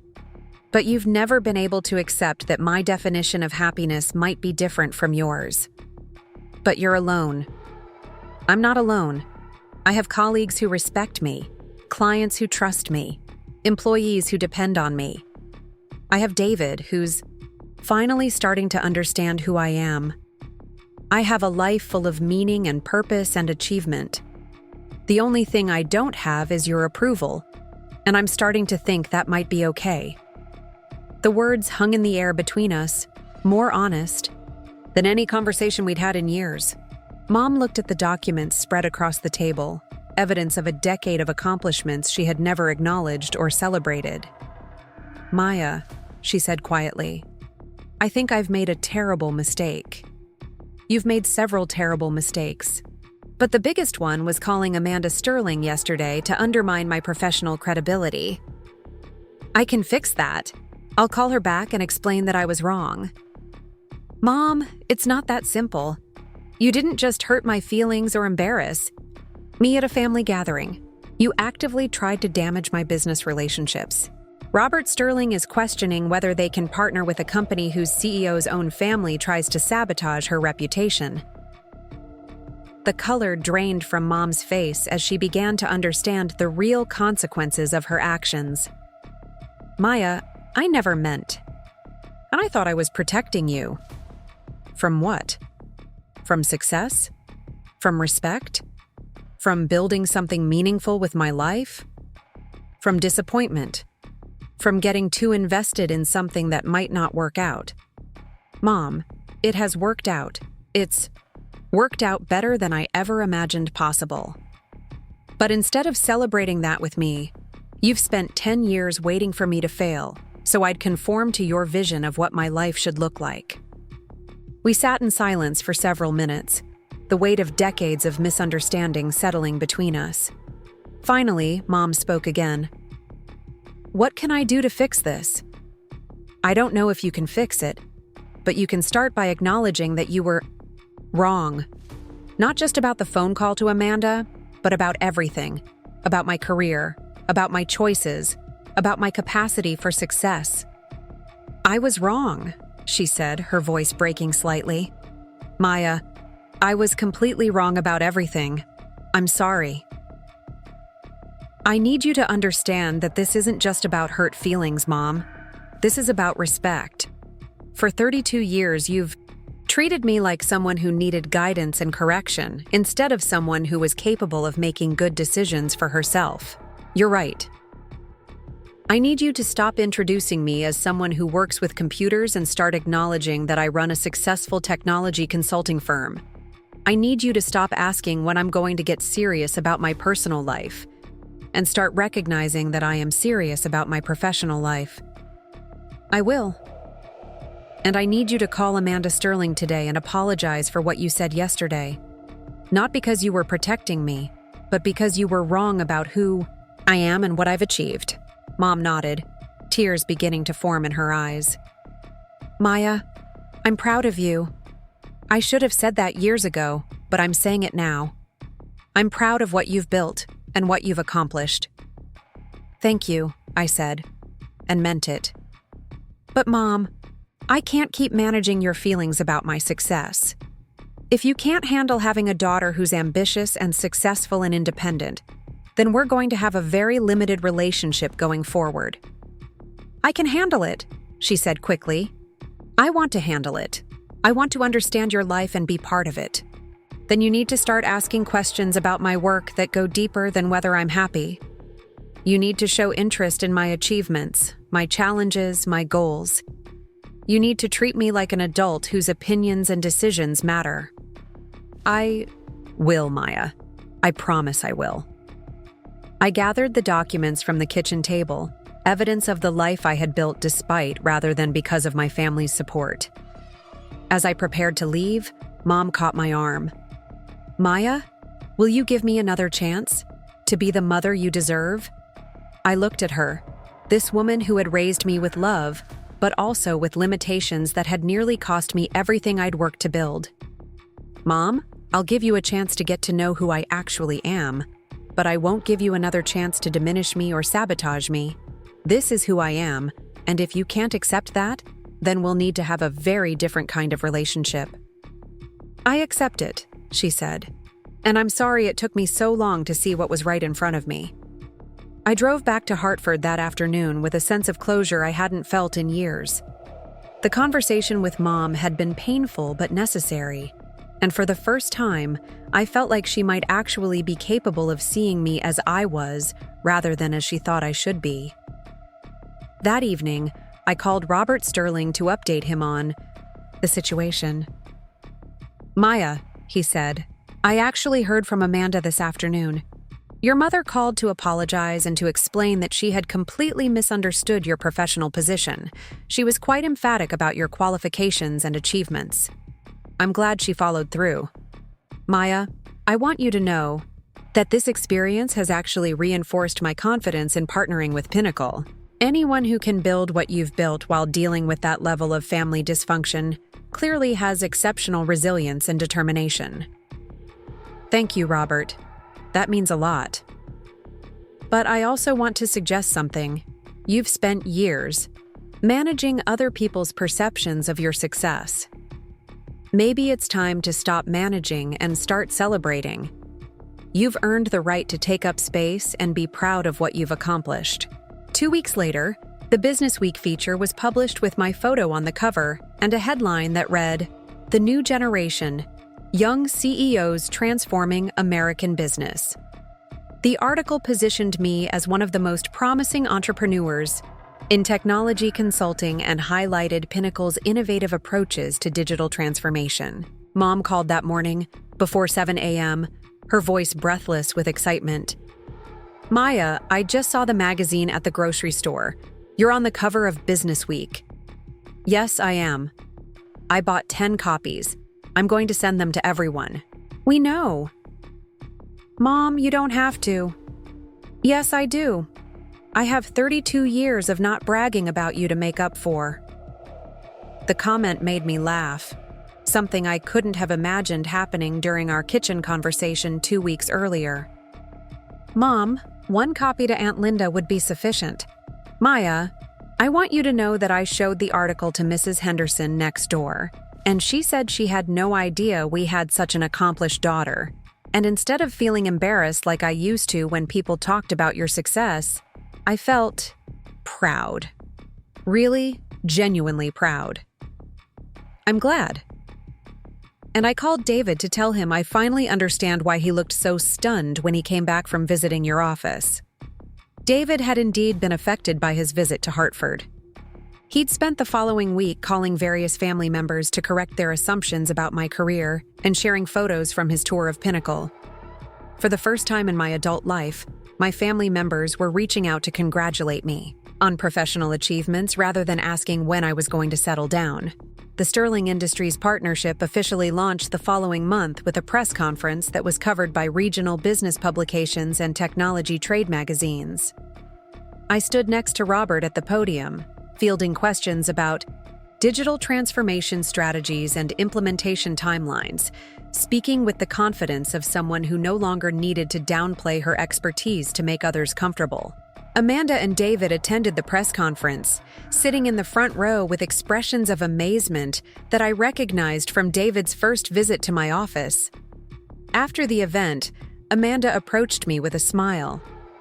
"Maya, I owe you an apology for how I treated you at my wedding. I had no idea who you were or what you'd accomplished." "Amanda, please don't worry about it. Family weddings are complicated. But that's just it. You're not just David's sister anymore. You're Maya Chen, the CEO who's about to transform how manufacturing companies think about technology integration. That's how I should have seen you from the beginning. Thank you for saying that. And Maya, I want you to know that watching you handle the situation with your mother has taught me something important about standing up for yourself. I've been thinking about what I told you on the phone, about switching from pre-med to communications. I'm considering going back to school. For medicine? Maybe. Or maybe for something else that challenges me the way your work clearly challenges you. But definitely for something that feels meaningful rather than just safe. 6 months later, Pinnacle was featured in Harvard Business Review as a case study in rapid growth and client retention in the consulting industry. The article quoted several Sterling Industries executives praising our innovative approach and collaborative methodology. It was the kind of external validation that established Pinnacle as a national player rather than just a regional success story. I framed a copy of the article and hung it in my office, not because I needed more awards on my walls, but because it represented something more important than professional recognition. It represented the end of apologizing for my ambitions and the beginning of owning my achievements without qualification or diminishment. Mom called the day the Harvard Business Review article was published. "Maya, I just want you to know that I'm telling everyone about the article. Mrs. Patterson at church asked if you might come speak to her women's business group about entrepreneurship. I might be able to do that. And Maya, I have a confession to make. I've been reading about your industry, trying to understand what you actually do. I subscribe to some business magazines, and I'm learning about digital transformation and technology consulting. Mom, you don't have to become an expert in my field. Yes, I do. I want to be able to have real conversations with you about your work. I want to ask intelligent questions and understand your answers." The gesture meant more to me than any apology could have. Mom was making an effort to enter my world rather than requiring me to conform to hers. "I'd like that." I said, "Good." Because I have about 100 questions, starting with what exactly digital transformation means and why it's so important. We talked for an hour that day, longer than any conversation we'd had about my work in the previous 10 years, combined. Mom asked thoughtful questions about client relationships, business strategy, and industry trends.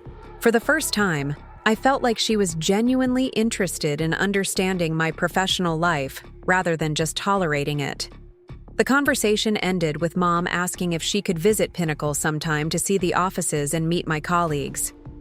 "I'd like to understand what your daily life actually looks like," she said. "I'd love to show you around. And Maya, I want you to know that I'm sorry it took me so long to see what everyone else could see.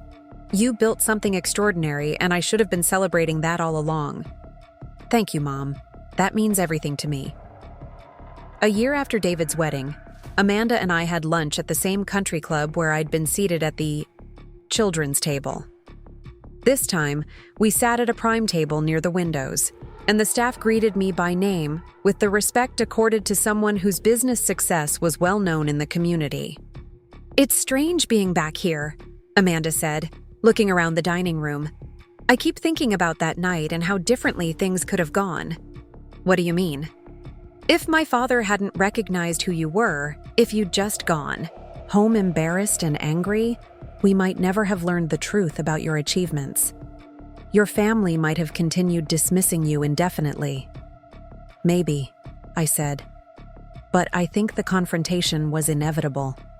I couldn't keep hiding my success to protect other people's feelings forever." "Maya, can I ask you something personal?" "Sure. Do you ever regret choosing career over the traditional path? Marriage, children, the life your mother wanted for you?" "No," I said without hesitation. "I built the life I wanted to build. That doesn't mean it's the right life for everyone, but it's absolutely the right life for me." "And your family understands that now?" "They're learning to. Mom still occasionally asks about my personal life, but now she also asks about quarterly earnings and client acquisition. David includes my professional achievements when he talks about family updates. It's different. Better? Much better. More honest." We sat in comfortable silence for a moment, watching the other diners enjoy their meals in the elegant surroundings that had once felt so hostile to me. The irony wasn't lost on me that I now felt completely at ease in this space that had once symbolized everything I wasn't allowed to be. "Amanda," I said, "can I ask you something?" "Of course." "Are you happy with the choices you made? The communications degree, marrying David right after college, following the safe path?" "I'm happy with David," she said thoughtfully. "But I'm not sure I'm happy with myself. Watching you fight for recognition and respect has made me realize that I've never really fought for anything. I've just accepted what felt easy and expected. It's not too late to change that. I know, and I'm starting to. I enrolled in pre-med courses at the community college. It's going to take years to catch up and apply to medical school, but I finally decided that 32 isn't too old to pursue what I actually want." "That's wonderful, Amanda. Your example helped me realize that safety isn't the same thing as happiness, and that other people's comfort with my choices isn't more important than my own satisfaction with my life." As we prepared to leave, Amanda paused at the entrance to the dining room. "Maya, thank you for being yourself so completely, even when it was difficult, even when your family couldn't handle it. You showed me what it looks like to refuse to be diminished. Thank you for seeing it that way. And thank you for proving that sometimes the person everyone underestimates turns out to be the most extraordinary person in the room." Walking to my car that afternoon, I reflected on how dramatically my life had changed since that humiliating evening at the children's table. Not my professional life, which had continued its upward trajectory regardless of family recognition, but my personal life, my relationships, my sense of belonging in my own family. I no longer needed their approval to feel successful, but having their respect and understanding made success feel richer, more complete. I had learned the difference between managing other people's feelings about my achievements and requiring them to acknowledge those achievements. The difference between making myself smaller to avoid conflict and taking up the space I had earned through competence and hard work. Most importantly, I had learned that love without respect isn't really love at all, and that protecting other people from the reality of who you are ultimately protects no one. My family's journey from dismissal to recognition hadn't been easy for any of us, but it had resulted in relationships based on truth rather than management. That evening, I sat in my Hartford apartment with my father's briefcase open on the coffee table, rereading the letter he had written during his final illness. His words about not letting other people's limitations become my ceiling felt more relevant than ever. Not because I had surpassed my family's expectations, but because I had finally stopped allowing those expectations to define my possibilities. I pulled out my laptop and began typing an email to Tyler about the expansion plans we'd been discussing. Pinnacle was ready to open that fourth office, hire another 50 employees, and take on clients that would establish us as a national rather than regional company. We were ready to grow beyond the boundaries of what anyone had thought possible when I started this journey 10 years ago. But more than professional growth, I was ready for the kind of life where success didn't need to be hidden or managed or apologized for, where achievements could be celebrated rather than minimized, where the people who mattered most saw me clearly and loved me completely, not despite my ambitions, but because of them. My phone buzzed with a text from David. "Maya, I just wanted to say thank you again for everything that's happened this year. I'm proud to be your brother, and I'm sorry it took me so long to say that." I smiled and typed back, "Thank you for being willing to see who I really am." "Always," he replied. "And Maya, next family gathering, you're sitting at the head table, where you belong." Up next, you've got 2 more standout stories right on your screen. If this one hit the mark, you won't want to pass these up. Just click and check them out.